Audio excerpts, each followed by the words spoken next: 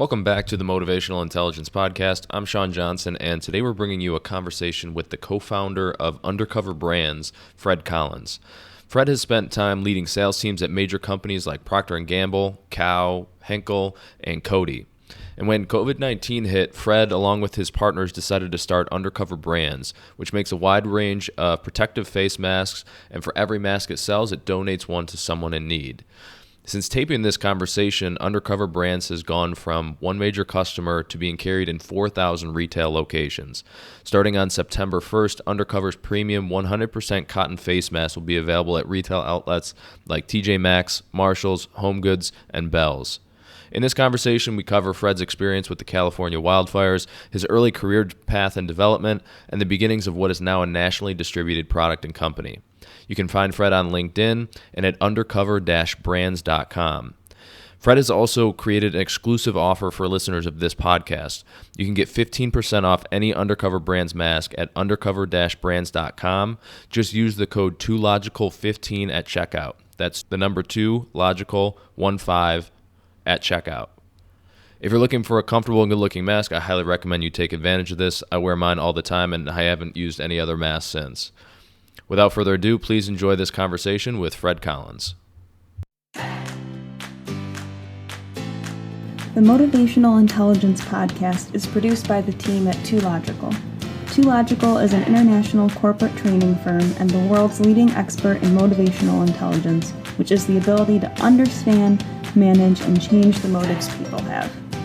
2Logical offers over 30 different keynotes, workshops, and full training courses to small, medium, and large Fortune 500 companies in 53 countries, a lot of which you're probably familiar with: Pfizer, Bank of America, GE, Constellation Brands, P&G, and more. All solutions are completely customized, and the feedback from these sessions will blow your mind. If you have any training or speaking needs or just want to say hey, head over to 2logical.com.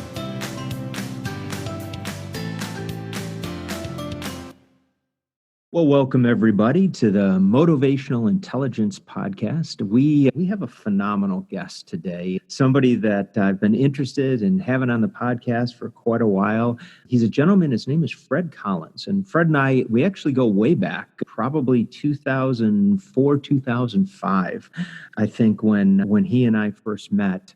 He, at the time, was a up-and-coming leader, high potential inside of the beauty company Wella, and had done a phenomenal job in building a regional team there.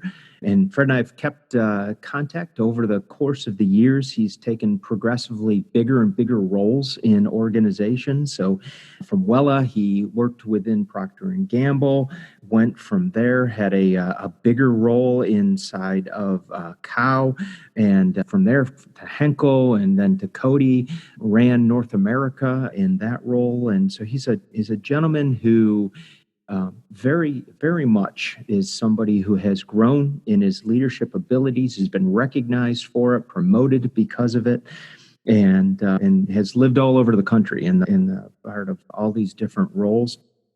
Today, Fred is actually the co-founder of an organization, Undercover Brands, which we'll talk a little bit more about as we get into the conversation. But Fred, welcome to the show. Well, thank you so much. I very much appreciate being on the show, and I'm excited to enjoy the conversation that we're going to have. There you go.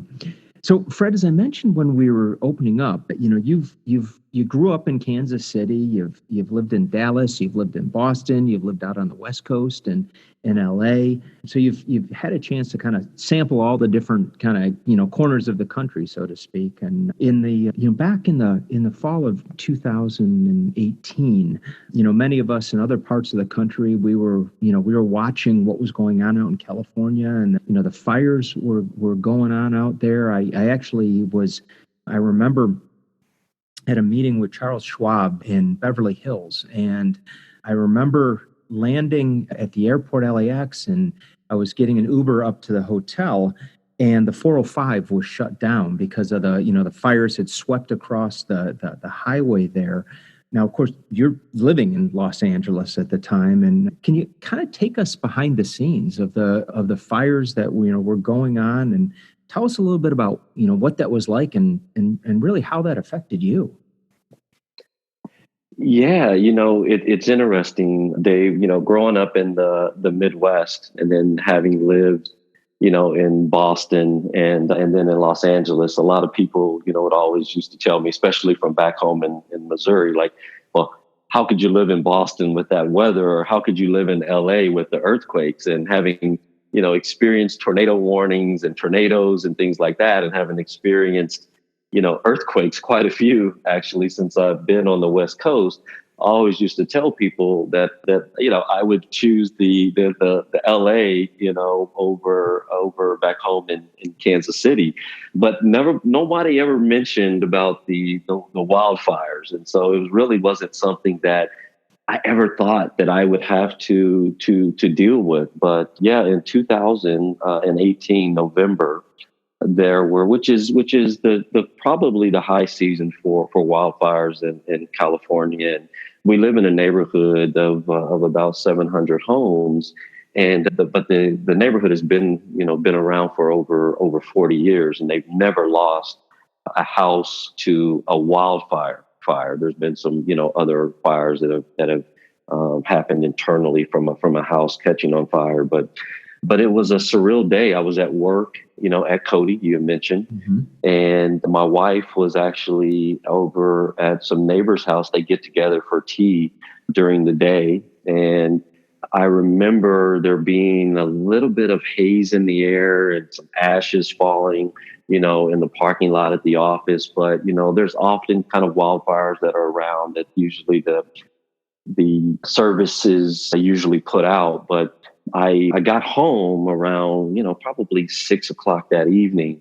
And, my wife and family were a little bit nervous. I had my son and my daughter there as well. And, we kind of saw the haze of the fire, not necessarily the flames, but kind of that orange glow, over the mountain that our community is kind of in a valley, and it was on the other side of the mountain. And my interpretation was that, it's far away. There's going to be, no impact to our neighborhood. But we were watching the TV and kind of making sure we were keeping a watchful eye on things.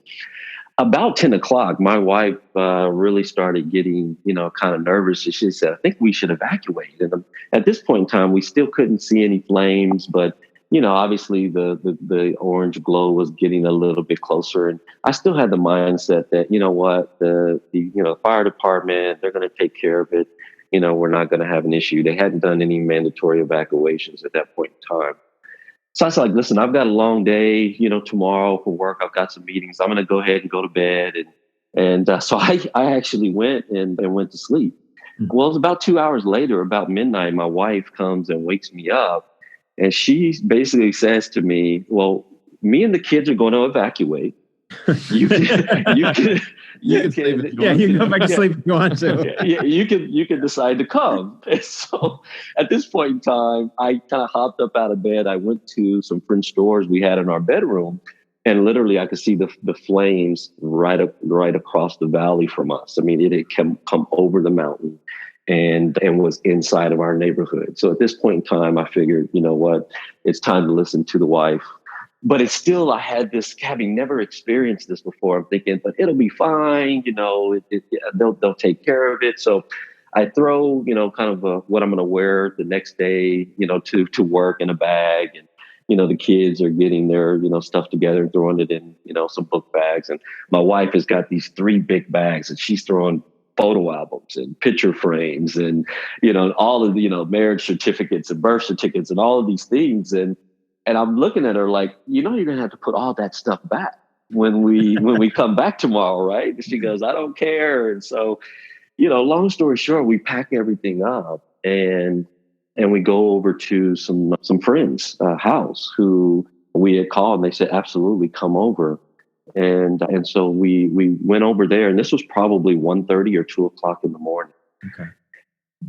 By probably 11 or 12 morning the next day, we were calling some neighbors and who didn't evacuate, and we're asking them, is everything okay?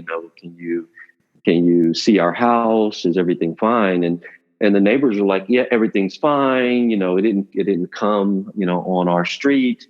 The interesting thing, though, is that I live in a cul-de-sac, and there are 5 homes in the cul-de-sac. There are 4 that are pretty much right on the cul-de-sac, but ours is a long driveway up and around, up kind of on the side of the mountain. So you can see our driveway from the street, but you can't see our house. Okay. So they were looking at our driveway and thinking, well, they don't see anything. That's great. So we drive over, so that we can, check on the house, and the police have the whole neighborhood blocked off. And basically they're saying that we're not letting anyone in, unless they have to get, some medicine or things like that. And so, I mentioned to the police officer, we've got some medicine, that we need to get. And he says, okay, so I'll let one of you go, me or my wife. So my wife's on the phone with the neighbor, and they're saying, everything's fine. So she's like, Fred, you go, you check, come back, and then we'll go grab a bite to eat. The policeman escorts me to my house. I get in his car. He takes me to my driveway. Again, the bottom of the driveway, because we have a gate that allows entrance or exit from the driveway. And so they drop me off at the bottom, and I start walking up the driveway, and didn't think anything was an issue. My trees, I've got palm trees, I've got fruit trees all on the, in my yard. Again, as you walk up to the house, everything was fine. As I get halfway up the driveway, I'm realizing that I should see the second story of my house by now. And I don't see anything but blue sky. Mm. And as I continue to walk up, I get to the top of my driveway, and, a lot of times I hear people talk about, going into shock and kind of the effects of that. And I must have gone into shock. And when I say that is because I kind of chuckled to myself. And the first thing I thought was, I can't believe I had the police officers drop me off at the wrong house. This is obviously not my home. Wow. But then I turn around and I look at the view, and I very quickly realize, no, this is my home, and it's literally all gone. It's burned totally to the ground, and everything in it.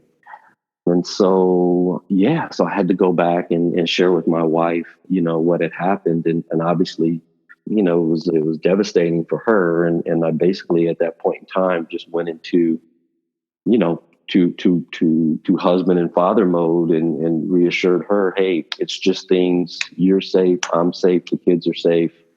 And, everything else can be replaceable. So, but yeah, that November of 2018, that's how the wildfires in California impacted us. Wow. Jeez.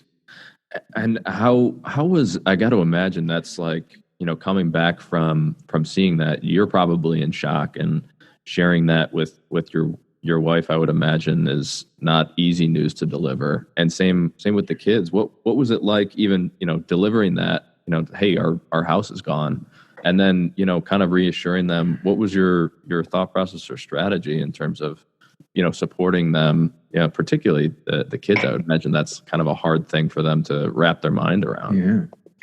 Yeah, it's interesting. If you know my personality, and Dave's known me for a while, I'm a little bit of a jokester, and my wife knows that to be true as well. And so, again, you have to preface this with the fact that she's on the phone with neighbors saying, everything's fine. Yeah. The police drops me off. The police drops me off by the car. I get in the car and I look at her, and she was like, so the house is fine, right? And she literally just got off the phone with a neighbor.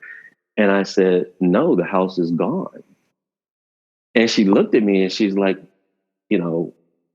like, why would you lie about something like that? Why would you play? Why would you play at a time like this, is basically the look she was giving me. Yeah. And I look at her and I'm thinking, do you really think I would play, about something like that? And she was like, well, I don't believe you. And so when I was up there, obviously I had my phone and I took some videos and I took some pictures. And so, I pulled out my phone and I showed her the video, and she, she obviously had a very strong reaction, as anybody would in that situation.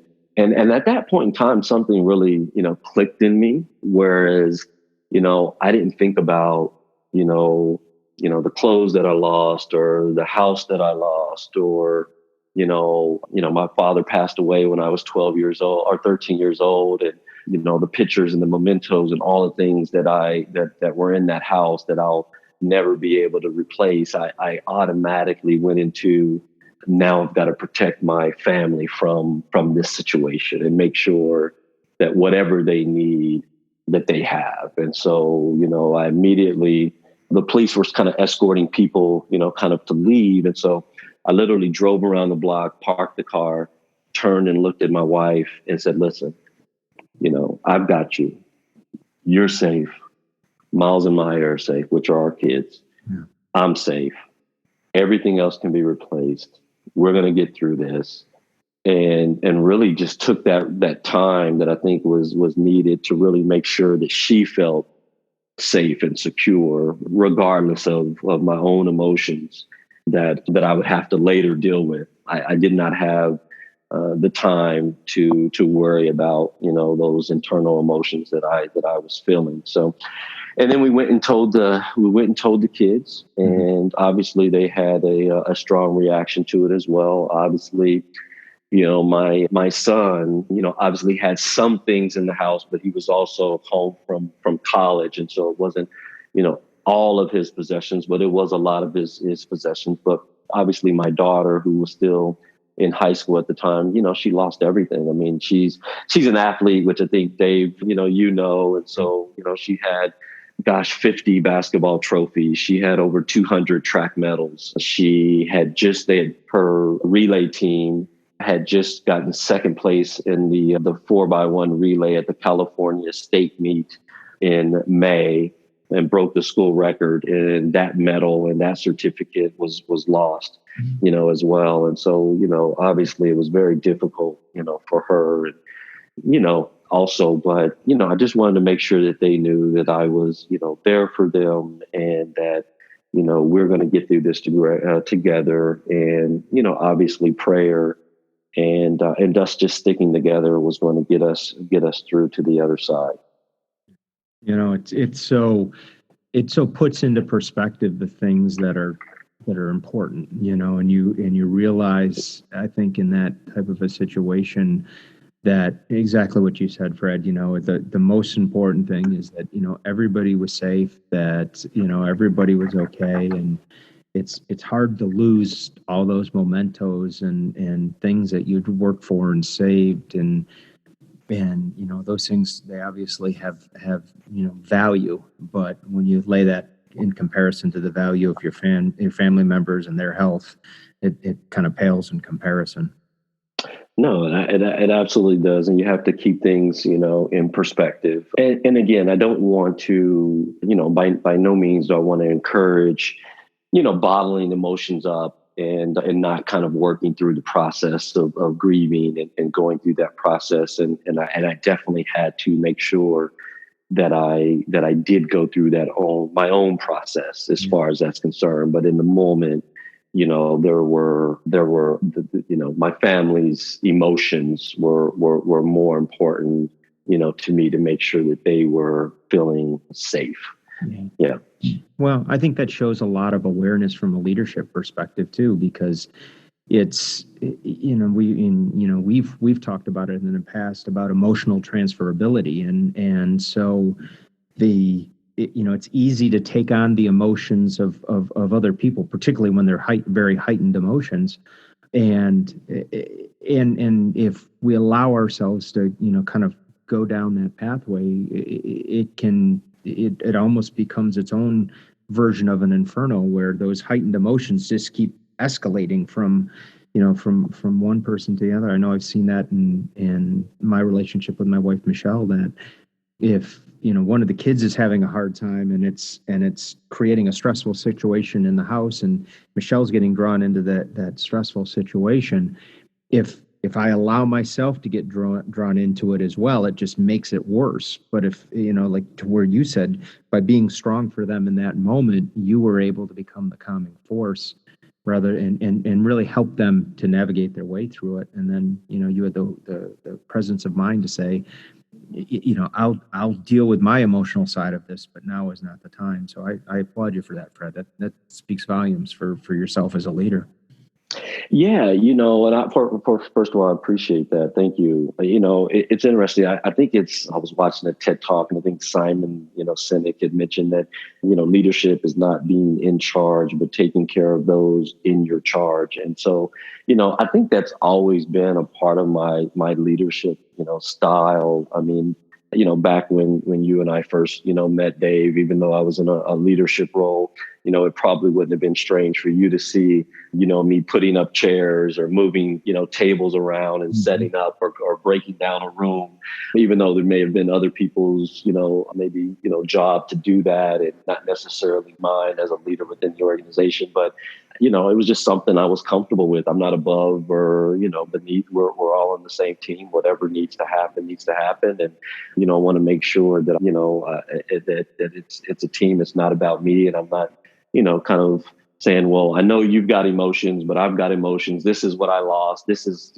what I don't have anymore. There was, that was not the time, to focus on me, but I always want to make sure that I encourage people to do work through and don't bottle things up. And that wasn't the time. And I was able to, after I made sure that they were okay, I was able then to go through my progression of, of kind of mourning, the loss as well. Yeah, Fred, so you mentioned that a few times, the importance of not bottling things up and kind of going through that process for yourself.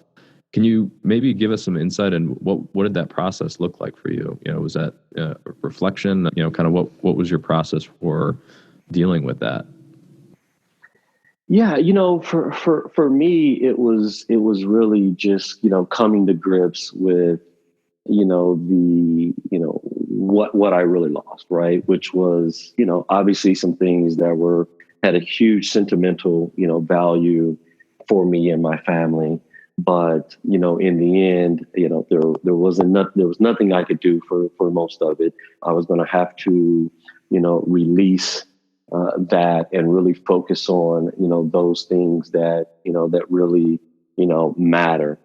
Sean, it's interesting because, I've had, I guess, some practice having to, manage through, kind of, things like that, although maybe not closely related, but, early on in my marriage, my wife actually got diagnosed with breast cancer in 2005, stage 3. And, you hear this news, we're in our early 30s, we've got 2 small kids, your mind immediately goes to, she's not going to be around to see her kids. She's not going to, be able to enjoy, this family that we put together. I'm not going to have, my wife, my life partner, that, all the expectations that you have when you get married. But going through that process and seeing how strong she was, I mean, literally, she, took the news and she said, okay, how do we immediately turn and fight this? Because I'm going to fight it. Obviously we relied heavily on prayer, but just watching her and the strength that she displayed through that whole process, going to chemotherapy, going to radiation, and all that entailed, but still, keeping her head high and her hopes, strong and utilizing prayer to really push her through. It really changed me as an individual. It really did. And, I think that, going through that experience and, really putting things in perspective on what's important in life and, health and family and love and friendship, it really allowed me to change as an individual. Whereas before that, I was, work, career, advancement, promotion, the next job. How do I get to be a CEO? Those things are great goals to have, but they also need to be put into perspective. And it got to a point before this time frame of my life where I was set on enjoying the destination. Mm-hmm.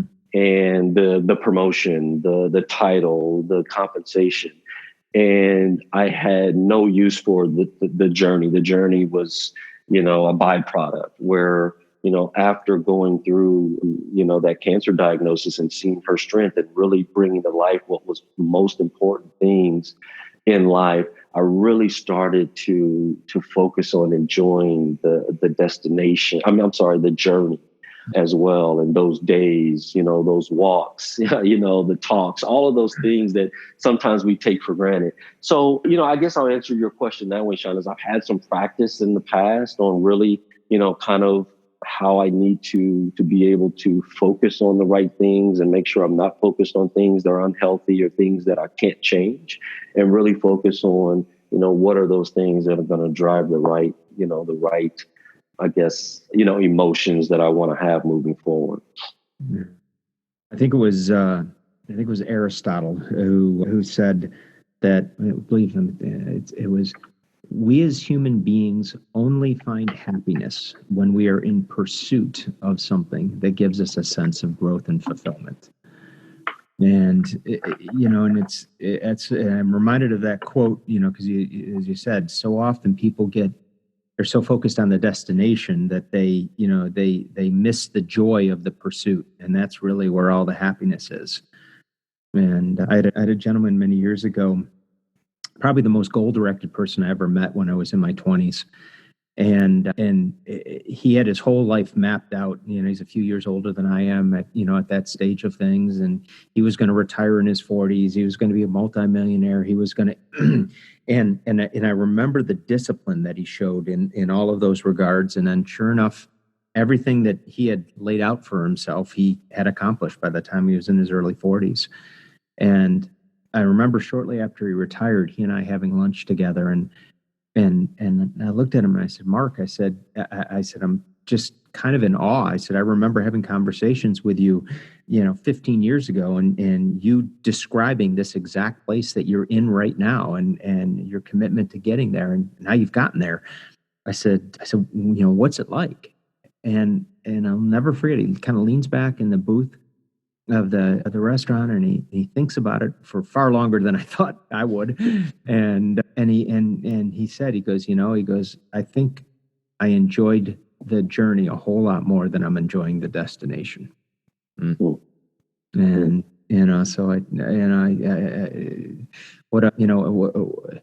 what a valuable lesson, but what an unfortunate situation to learn it through. But you know what? Absolutely. I think the thing that I look back on, because I can look at it one or two ways and think about the years I wasted and then trying to find joy in the destination and not the journey. But the reality of it is I've had more years on the other side than I had, before. And so, some people don't find that answer for themselves until, much later, and sometimes too late. And so I look at the fact that I found that answer very early on and was able to then start enjoying the journey.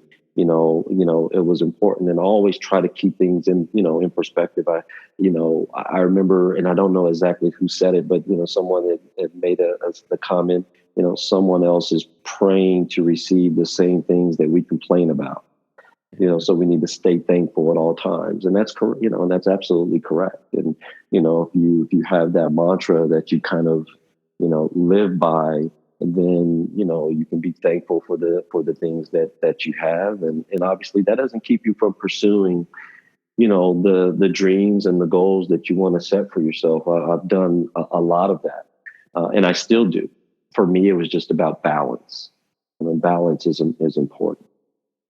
Yeah, no, and it is amazing how, when things like that happen in your life, you mentioned your wife being diagnosed. I probably 6 months ago had 8 months ago had a dear friend of mine diagnosed with cancer. And it is amazing how that all of a sudden just puts things in a completely different perspective, and all the things that, you were so focused on that you felt like was the end all be all, when it comes down to it, and you put it in that context, it really, really does realign your thinking and your priorities very, very quickly. No, I would agree with you 100%. It's interesting because, early on in my career, it was work, and, do whatever it needs to, whatever it takes to get the promotion or to get the bonus or what have you. And sometimes that meant, skipping the vacations or, shortening the vacation with the family and, kind of using the excuse that, it'll pay off in the end. It'll pay off in the end. And the reality of it is that once I stopped, kind of having that mindset and really appreciating those things that truly add value, to my life, I got more promotions and I got more compensation, and I got, greater opportunities that for doors that were open to me. So again, I don't look back and think about all the years I wasted. I look back and say, you know what, it was a great learning lesson for me. And then I think people, sometimes go through those things so that they can learn, what's important. And so, that's the way I look at it. Yeah. We had a conversation with the gentleman, Greg Shea, the other day, and he had a line which I think struck Dave and I, which was, you never know what you're training for. Yeah. And it is so often you go through these experiences and as you mentioned, they each, progressively prepare you for the next one that you don't necessarily know what or when it's coming, but I think is certainly the case. No, absolutely. Mm-hmm. So Fred, you did mention, having a goal to be a CEO, which I want to come back to, but I wanted to start, at a point in your career, you did end up, and I think this is where you and David crossed paths, was when you were at Wella.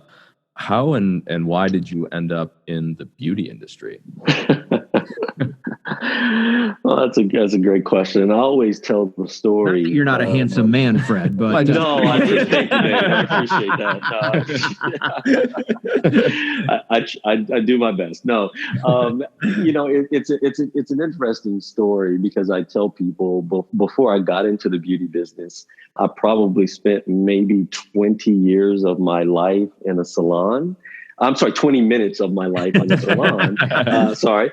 And it's been 20 since, but 20 minutes of my life in a salon. And that was only because I was picking up my wife and she, maybe wasn't ready to go yet. That was pretty much my knowledge of the beauty business. But, I had, after graduating from college, I had went into, to work for basically in the business world. So I worked for a business equipment dealer who we sold Toshiba copiers and fax machines.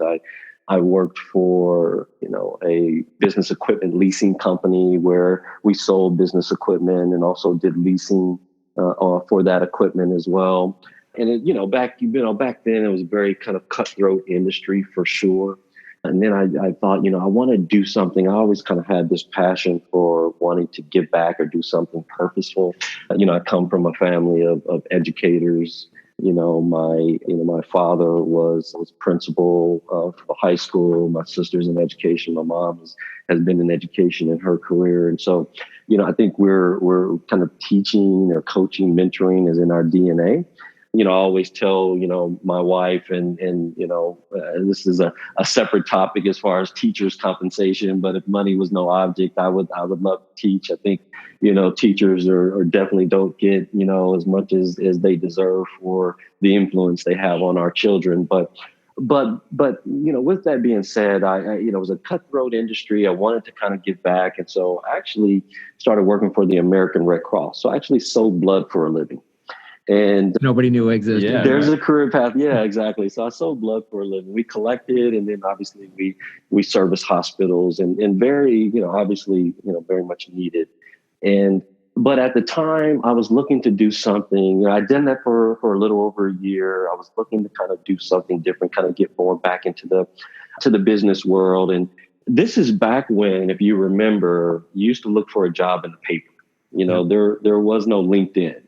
And so I was kind of looking through the Sunday paper and I saw an ad. And what stood out to me was the word Sebastian. Now, I had no clue where I knew that name from, but I knew I'd seen it somewhere. And so I showed my wife, I was like, hey, where do I know this name? And she didn't say a word. She ran to our bathroom and she pulled out a makeup compact and she came to me and she showed me a Truco makeup compact that had Sebastian on it. And back then, Sebastian, which is a beauty brand, made cosmetics in the professional beauty business. So I was like, that's where I've seen it, because she had a ton of Sebastian product. And, you always hear, behind a good product is a good company. And that was kind of going through my head. I was like, why not? I will, let me see what this has to offer. So, long story short, I got an interview, and I interviewed with the director of sales, at the organization, very, very nice guy, very pleasant conversation. And about a week later, I guess the VP of sales was coming out. I was in Dallas at the time. The VP of sales was coming out from California, and he wanted me to meet with the VP of sales. And this VP of sales, his name is John Fortunato. And I know, Dave, you know John. Yep. And I sat down in this interview with John, and I can tell you probably within, I would say, I always say 5 minutes when I tell this story. It was probably 3. But I was sold. I was sold. And I didn't need to hear, much about the company. I didn't need to hear about the products. I didn't need to hear, much about all of those things. I had never met, up until that point in my career, someone who was so passionate about what they did for a living and so joyous about it. And it was infectious. I basically said, look, if this guy enjoys what he does this much, I've got to be doing this. And literally, the job was offered to me, and I accepted it. And John, just a tremendous guy, but his passion is what got me, into this beauty business. So I always, look at him as one of my first mentors, and obviously a very, very dear friend of mine as well. Yeah, John is truly a force of nature. He's one of those individuals who it's hard to be in his presence and not kind of get sucked into the ether of it, because he is exactly how you described him. He's just one of those individuals who just truly has a passion for life and for living. And so I completely understand what you're talking about. Yeah, he told me, he said, listen, you've got a great business background. You can come into this business, and if you really, focus on the right things, you can move up within this organization and also within this industry very, very quickly. And everything he said to me on that day, came to pass. I was a regional sales manager for a little over a year, and very quickly got promoted to being a director, where I was managing, 4 or 5 regional sales managers who had their own teams. And, within the P&G at that time acquired Wella. So within the Procter & Gamble organization, and I went back and got my MBA, and really kind of set me up for the next leg of my career. And at that point in time, I was at P&G. I was, top talent within the organization, but I had just finished my MBA, and I really wanted to, had this goal of being a CEO of an organization one day. And, I love P&G. It's great processes, great systems. I mean, best in class, globally for all of those things, but, one of the things that I was looking to do is that, within P&G, sometimes you have to, you want to be a country leader, you want to be a general manager, CEO, great. 2 years in trade marketing, 2 years in supply chain, 2 years here, 2 years there, which is great. It really gives you the foundation to really be a strong leader. But at that time, it really wasn't the timeline that I had for myself. And I always believe people should follow their timeline, not the timeline that others, set out for them when it makes sense. And so for me, I really wanted to be a general manager. I wanted to, manage all of the functions of a business, even though I really didn't have the experience at that point in time. But it was a thing that always stood out to me from Richard Branson, which he said, if someone offers you an amazing opportunity and you're not sure you can do it, say yes, then learn how to do it. Yeah. And this was a situation where, a company offered me a general manager role to run their West Coast operations.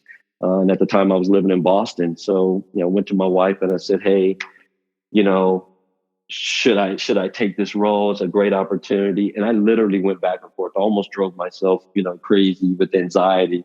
Do I leave P&G? I mean, it's P&G, for goodness sake, right? To go to this other company. And I was going back and forth, and I would say, yes, I'm going to leave. No, I'm not going to go. And finally my wife, looked at me and she said, I can't take you going through all of this back and forth.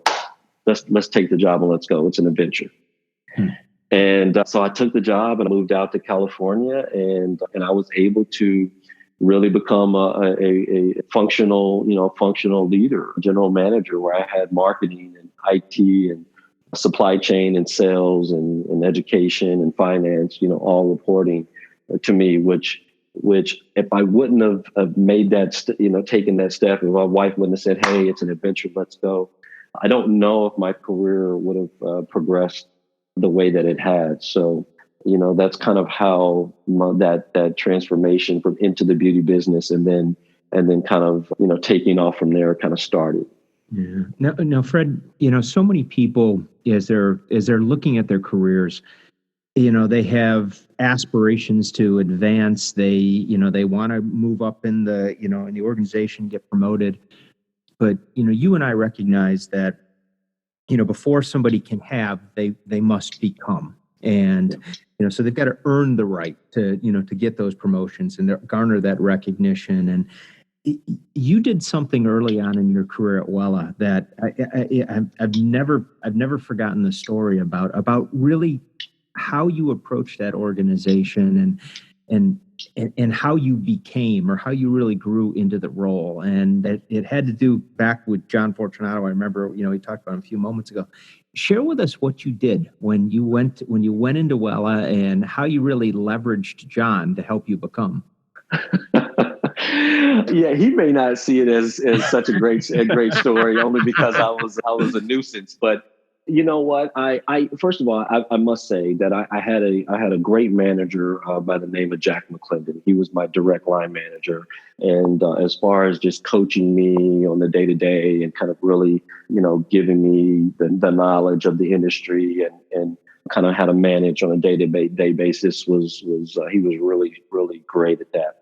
And he was also great in another way. And this is where, we talk about selfless leaders, leaders who are not focused on being in charge, but take, care of those in their charge, which I mentioned earlier. Mm-hmm. Jack was all about that because, I reached out to Jack and said, listen, John Fortunato, is so passionate. He's a great leader. I really want to learn and be coached and mentored by him.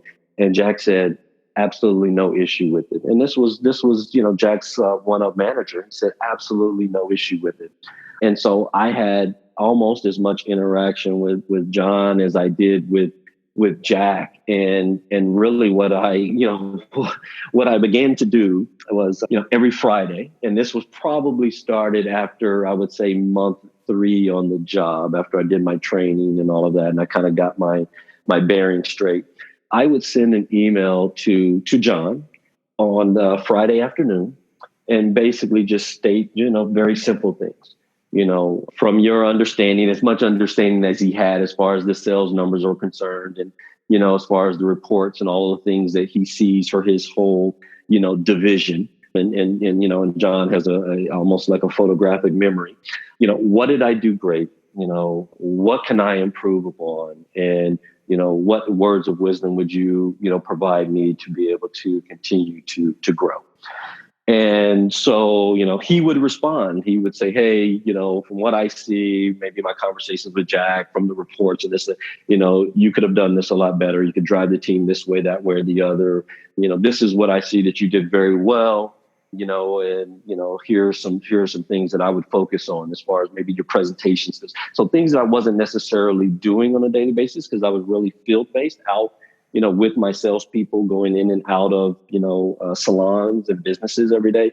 I didn't necessarily have to do a lot of presentations, but he said, hey, on your free time over the weekend, work on these things because at the next level, you'll have to present, to leadership.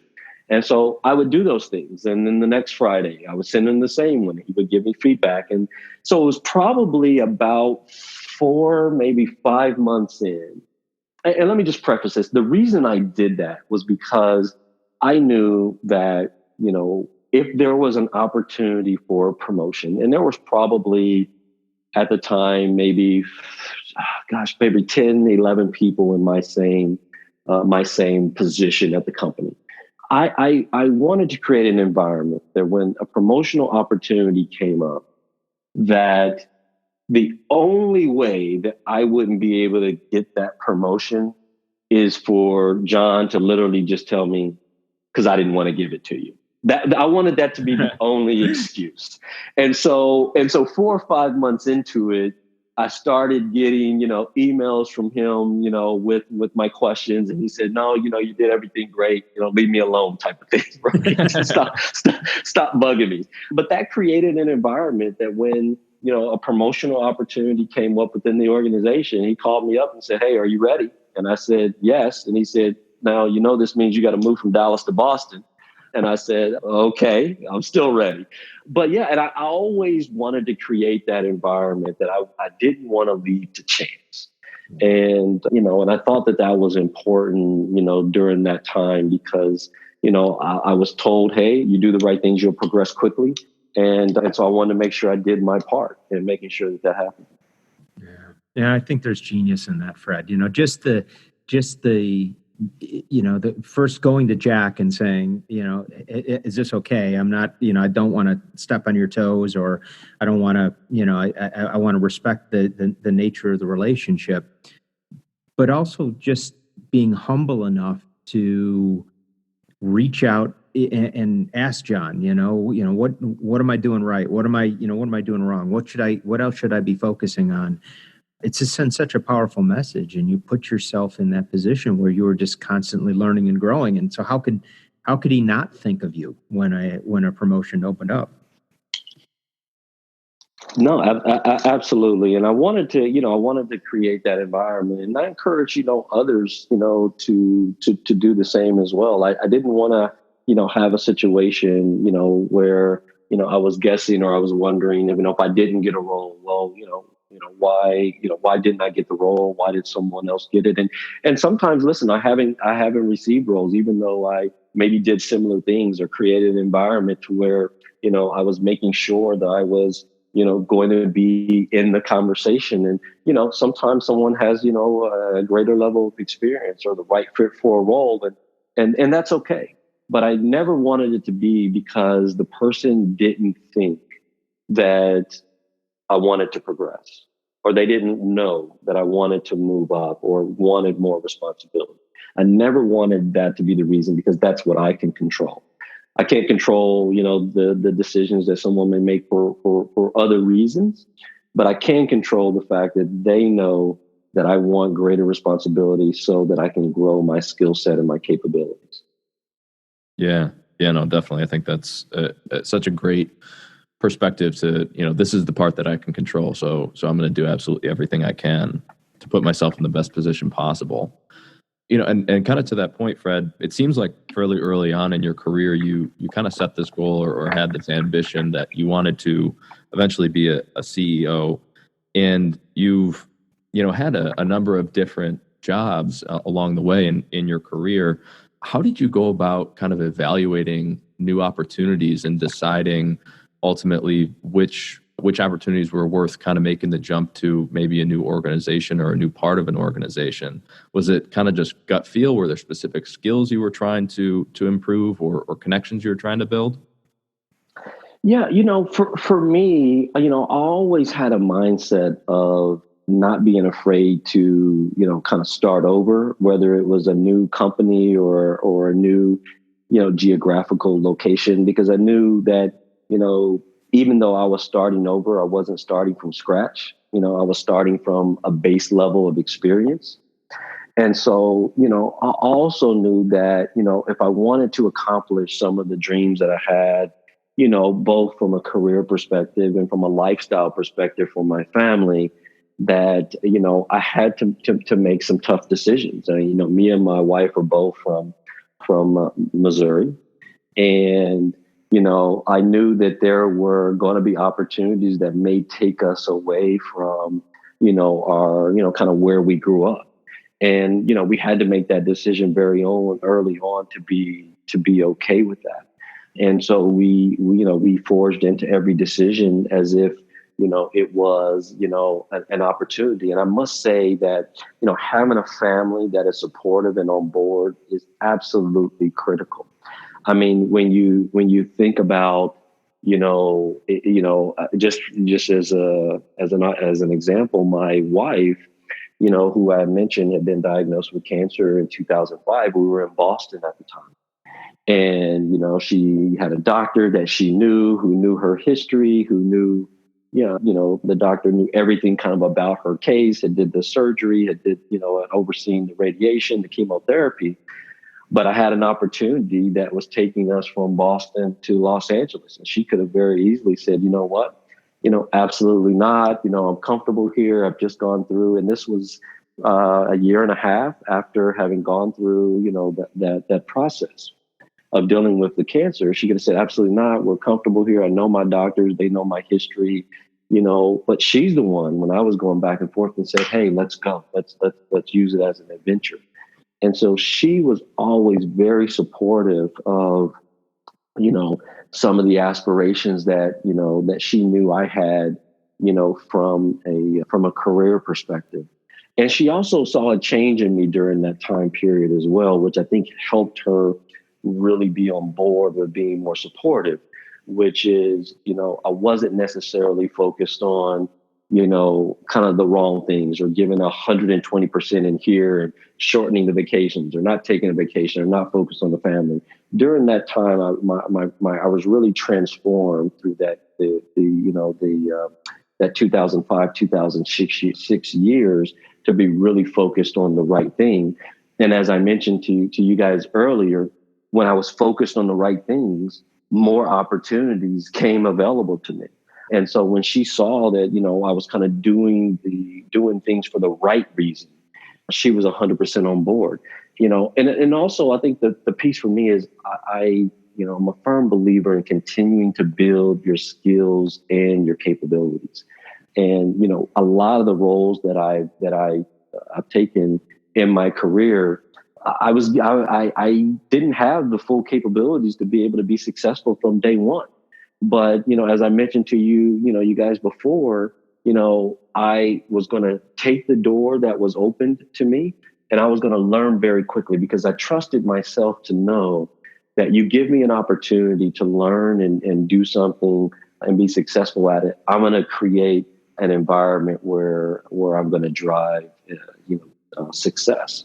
And so, building capability, building skill set, always wanted roles where, I could lead others. And again, it comes back from my, kind of psychology background, my undergraduate degree in college. But, I think I'm a born leader. I kind of was that in sports, but also in my career, I've always wanted to mentor and coach. You work in one of my organizations, you always hear me talk about mentorship, or trying to create a mentor program at a company and giving back, because I'm really a strong believer in that. I'm not one to want to hoard all of the knowledge. I want to make sure that others that are coming along, are able to thrive and be successful. And if I can share any knowledge with them, that's something that makes my heart proud. And so, I always look for opportunities that will build my skill set, but allow me to build the skill set in others. And obviously, an opportunity to, increase my scope of learning and knowledge. So, my last role at Cody, where I worked for a great gentleman by the name of Sal Masseri, he gave me the opportunity, whereas a lot of my experience had just been in the U.S. market. So he had actually gave me the opportunity to manage the Canadian professional beauty business for Cody, which again is something that I had no experience in. But he gave me that. He trusted me enough to give that opportunity to me. So that was one of the reasons that I wanted to take the position at Cody, because it gave me a full North American scope. And if I truly, had aspirations of, being a CEO, I needed to understand how business was done outside of the U.S., because not all, companies are just based in the U.S. So, so those are some of the things that I look at when I'm looking at, opportunities, that are put in front of me, to advance my career. Fred, you've talked a lot about your relationship with your wife, the importance of having that support system there, and I firmly believe in the importance of that, because it's somebody can't you can't fight battles on every side of your life, so if you have challenges at home, and it that pulls your focus from the career, and vice versa, but that support system gives you a real strength. And now, you and your wife, you met in college, if I recall. How did you develop the relationship that you guys have, that really fostered that support system?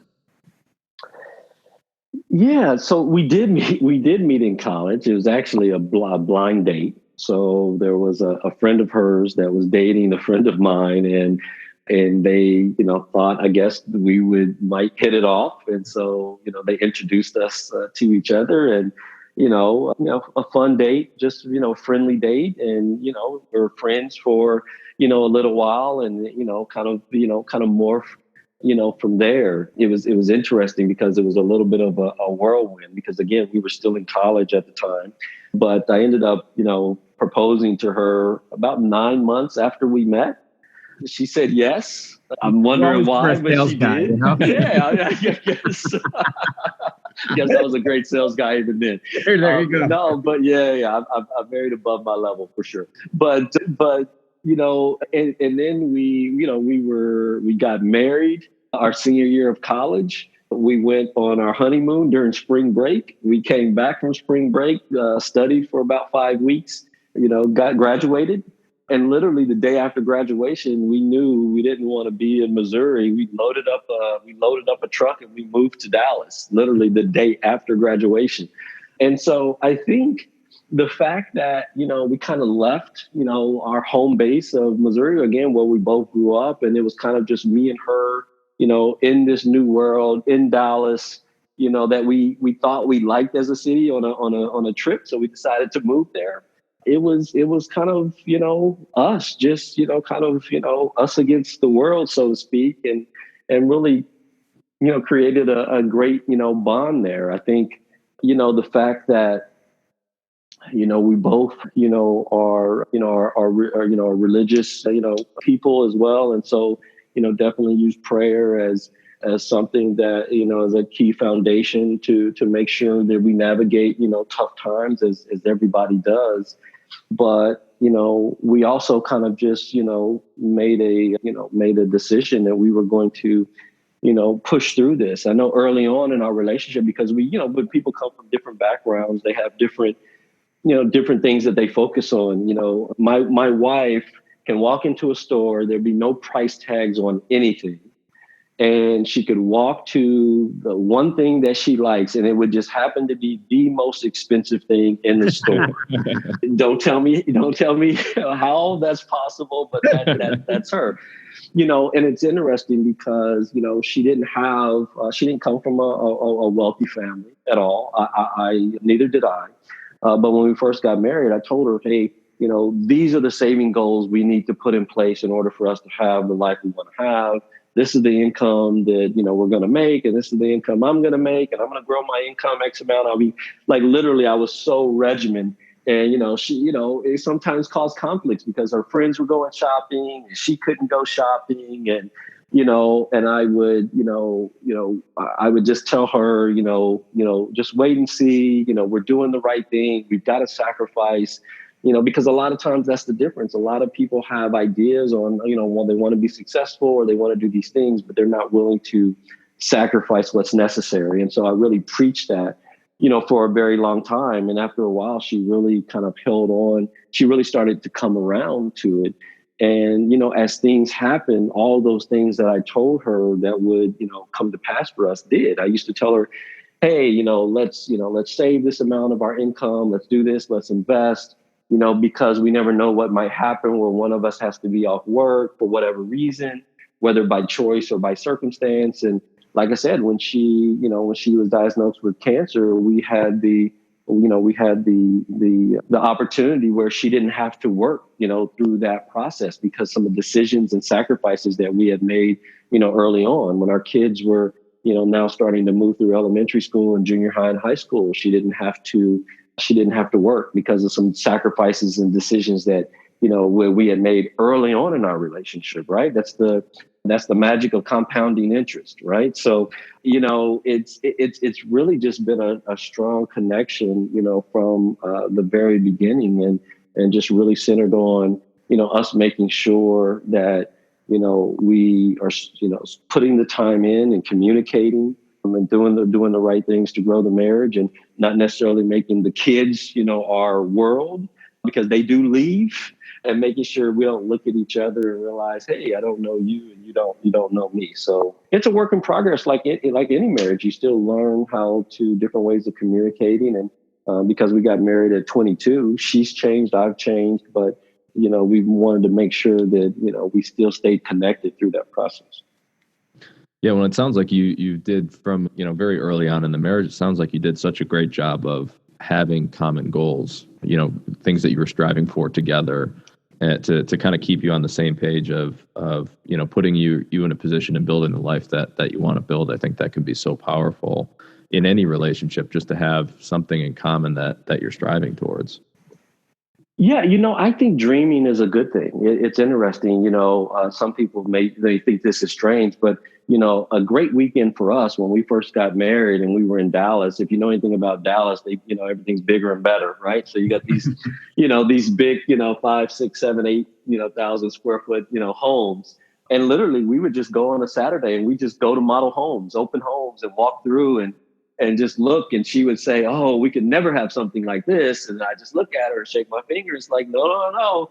Sacrifice. And this too could one day be us, type of thing, right? As like a game show host. But we dreamed big, and you can dream big. And I think that's great because it drives you and it motivates you. But you also have to do the right things, and sacrifice. So whether it's, money or a house or your career or what you want for your kids or your family or your relationship with your family, it could be anything. You've got to sacrifice and put the right things in. And sometimes you'll see, other people doing things that you want to do, but it may be the right time for them. It may not be the right time for you. I truly believe that sacrifice is one of the biggest drivers of success. And I really believe that. And that's something that I've focused on because I've seen it play itself out in my life for sure. Yeah. Fred, you're smart, you're ambitious. I mean, and candidly, you're a great guy. And you're exactly the kind of person that most leaders would want to recruit into their organization. So it's pretty evident why you rose up in your career the way that you did. But I'm kind of curious. I mean, what advice would you give to other leaders who were really looking to attract talented people to their organization, to attract people like you to want to come and work for them? Wow, that's a great question, Dave. For me, this is something that I utilize not only in my business life, but also, in my personal life as well. And it's a saying, and again, I don't know who it's attributed to, but it basically, it's stop expecting you from people. And what I mean by that is, one of the things that I've noticed that, great leaders that I've worked for in the past, something that they do a great job of, is they surround themselves with people who are not exactly like them. And I've had my most success when I've surrounded, myself with people who, are not, just like me, who don't think just like me. Immediately people think, well, that can cause, issues because, maybe you're kind of have to work through, conversations or things and kind of convince, someone of your point and their point. But that's where I think that's where the greatness comes from. I can tell you that, when the most successful leaders will surround themselves with people who can, fill a void that they, either see in themselves or that they see in an organization. I think that's critical. I also think that, people leaders, so people who have strong connections to, how to coach and motivate and mentor others, I think is highly important. I know that I've had some success with that. I know that other leaders I've seen have success with that as well. And just being open to new ideas. I know a lot of times, some of the best people that I've had come into my organization have been people that did not have experience in my industry. There are so many, especially, in the last 10 to 15 years, there are so many things that you can learn from other industries that can drive efficiencies, in your business today. Well, no matter what industry you're in, there's things that you can learn from, even if you're a professional beauty company, there's things you can learn from an Uber. There's things you can learn from a Google. There's things that you can learn from, all of these companies, from a Nordstrom, from, on how to do things differently to be able to drive your business. And so, people who come from different backgrounds, whether it be, racial backgrounds or ethnic backgrounds or, even industry backgrounds, they all bring powerful things to the mix. And I think those things should be celebrated. Anyway, that's how I feel. Those are, when that happens, that's when I've seen some of the biggest successes. Yeah, no, I think diversity of thought is such an underrated and often under the radar aspect of, building a team, particularly one that you're looking to innovate with. It's all those different perspectives that ultimately lead to the best ideas. And experience in an industry can be very helpful, but it can also kind of put some blinders on people in terms of they look at it as this is the way it's always been done. But somebody coming in with a fresh perspective that's coming from an Uber or a Google will look at the same thing and say, this doesn't really make any sense. Why are we doing it this way? We should do it that way.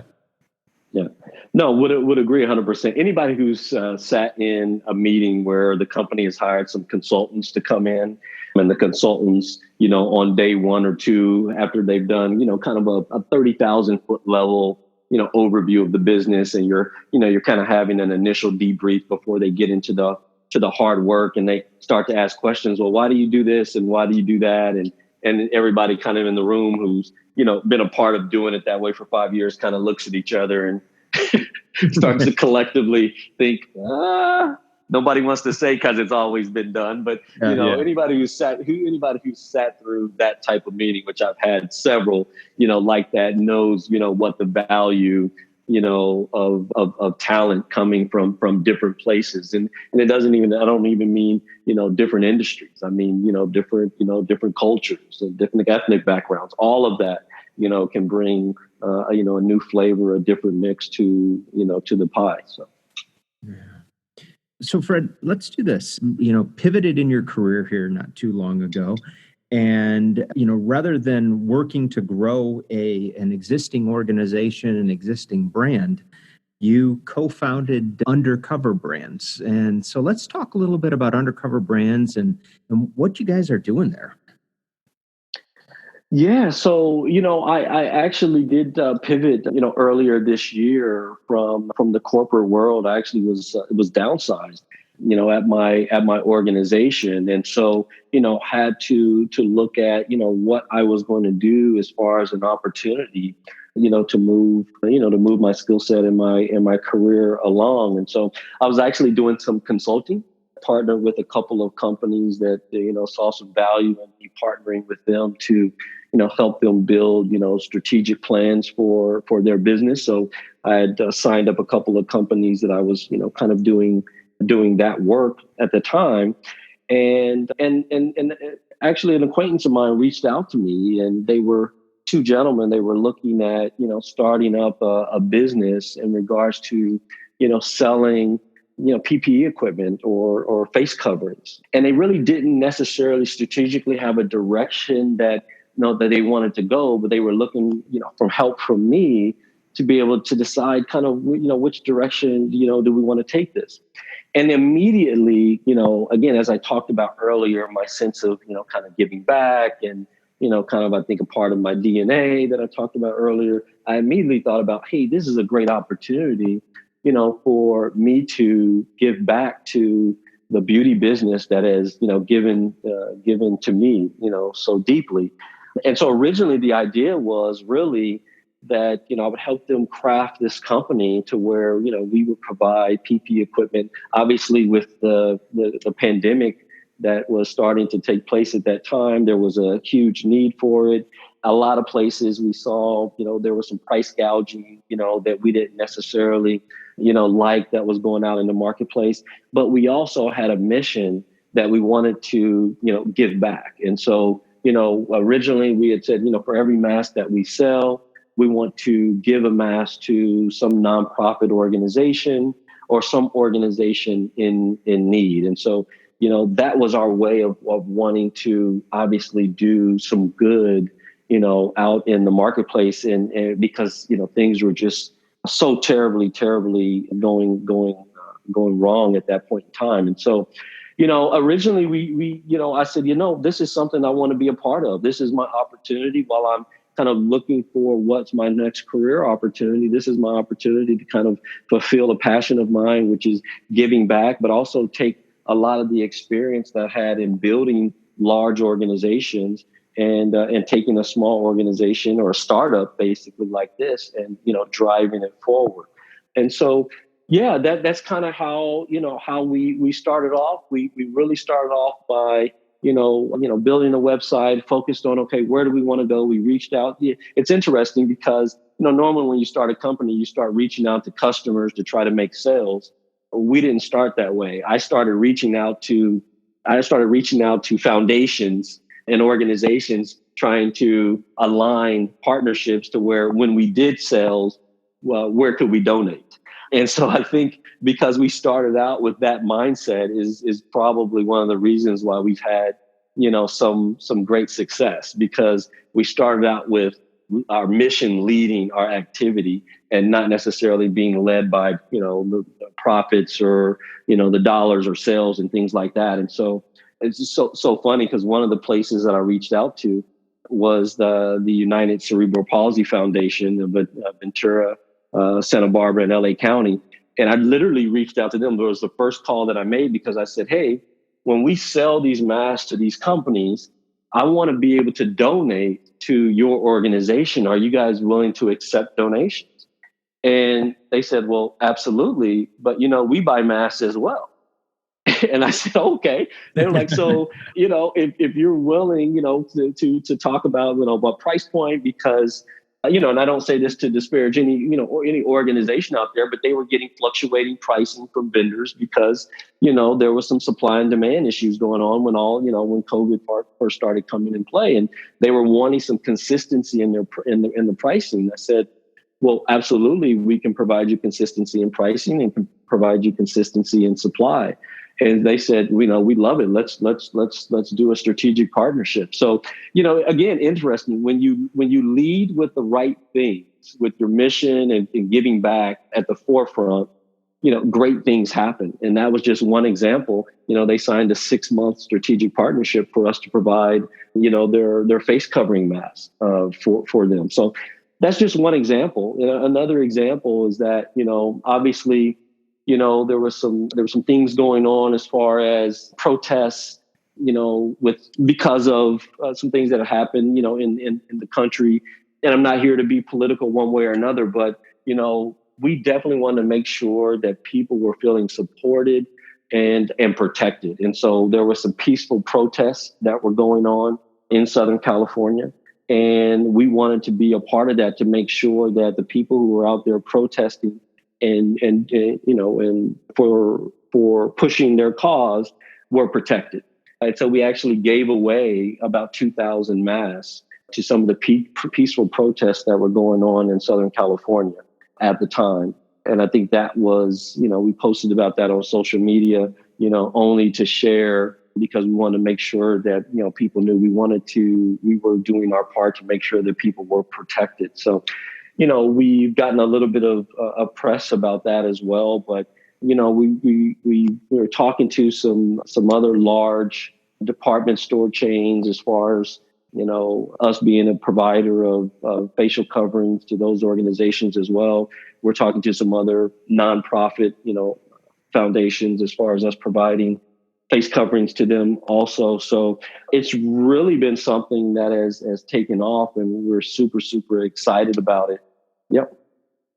That's awesome. I mean, and such, I think it's so awesome to see, like you said there, you heard so many stories early on about price gouging and people trying to take advantage of the situation. And it's so great to see, somebody like yourself step in and say, hey, we're here to help. And that's always so inspiring for people to see. And I find it so interesting. And it brings me back to something you mentioned earlier, was when you kind of had let go of, driving so hard towards the destination, and you were a little bit, had some more gratitude and presence into the current, and really appreciating that. A lot of times you got more opportunities than maybe you would have otherwise. And it seems like that was almost the case again here, where, you reach out to the first nonprofit to say, hey, we want to help you. And they, turn around and said, yeah, how many, can we start buying masks? That's, that's a pretty amazing coincidence. It is. I mean, and like I said, I'm coming off of, kind of 18 years run in the professional beauty business, where there were, 3 company changes. There were 7 promotions, within those 18 years, to, more responsibility, to higher levels, of responsibility and titles. And so, when something, like a restructure happens, you can turn around and look at it and say, woe is me, or, kind of look at it as a judgment on your capabilities, or some form or fashion. And, I really didn't do that. I mean, having spent 18 years in the business and being promoted 7 times within 18 years, I'm pretty clear on, on what I provided and what I can provide, for an organization. But, I am a firm believer that, when one door closes, another one opens. But, so often we're looking so regretfully and back and, kind of looking back at the one that closed, that we don't see the one that just opened in front of us. And, I wasn't going to be in that situation. And again, for me, I was, focused on, finding what the right opportunities were going to be for me. And, with this one, it was really an opportunity with like, this is not necessarily a career, opportunity. This is something for me to really fulfill my passion of giving back. And that's the kind of, that's the mindset that I had in doing it. And as you said, Sean, when the first phone call that I made was not to, a contact or, the network that I have where I could, get some sales immediately. The first call that I made was to an organization, because I was so confident in us being able to, provide a great product and service. I wanted to make sure that we're promising people we're going to donate for everyone we sell, that we actually had a place to donate. So it turned out to be, our first customer. And so, I definitely think, making sure that, you're always, you can obviously reassess, things that have happened, whether it's career changes or life changes. Reassessment, I don't think there's an issue with, but, I never look back and kind of focus on the door that closed, because there's so many doors that are ahead of me that can be opened. And this was a great example of that.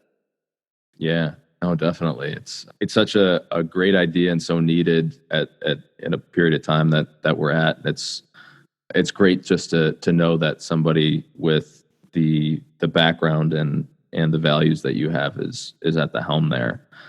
So Fred, if people wanted to, get involved with Undercover Brands, they wanted to, work with you, buy masks, or maybe they're, know a nonprofit that might be in need of them, how would they, what would be the best thing for them to do?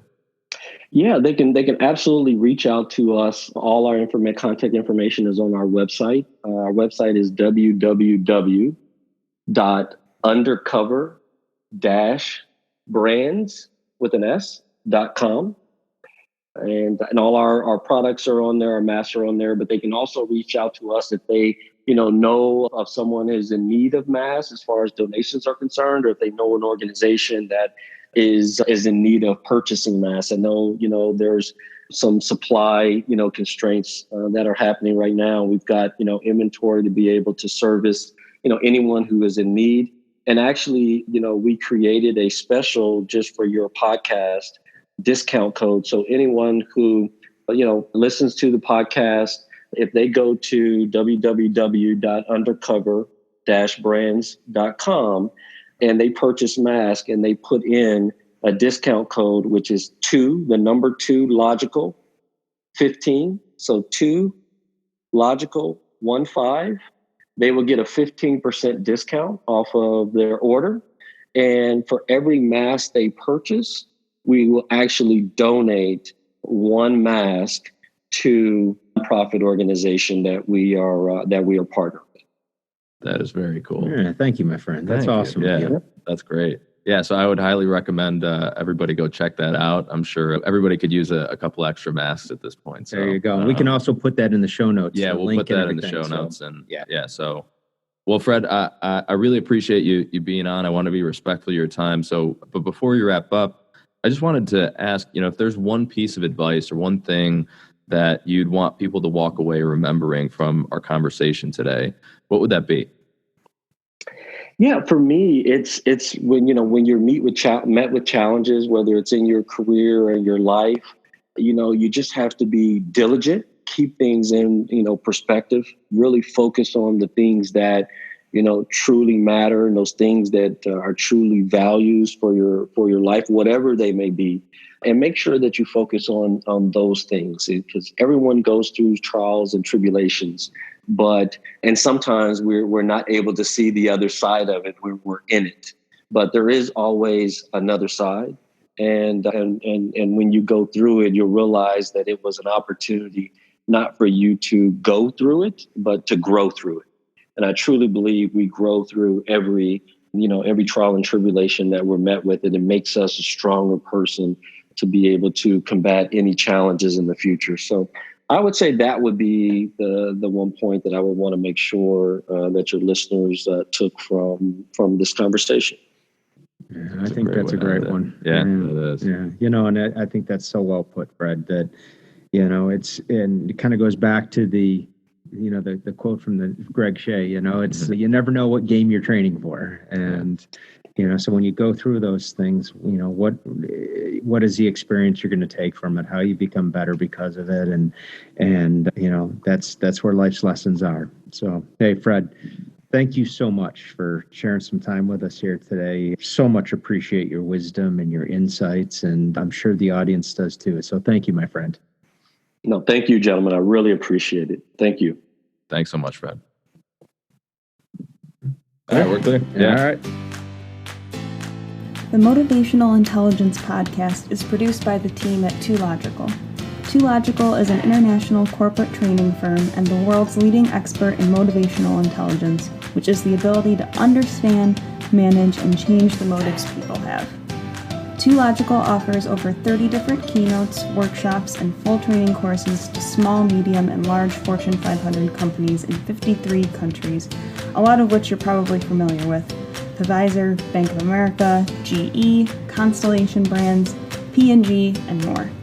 All solutions are completely customized, and the feedback from these sessions will blow your mind. If you have any training or speaking needs or just want to say hey, head over to 2logical.com.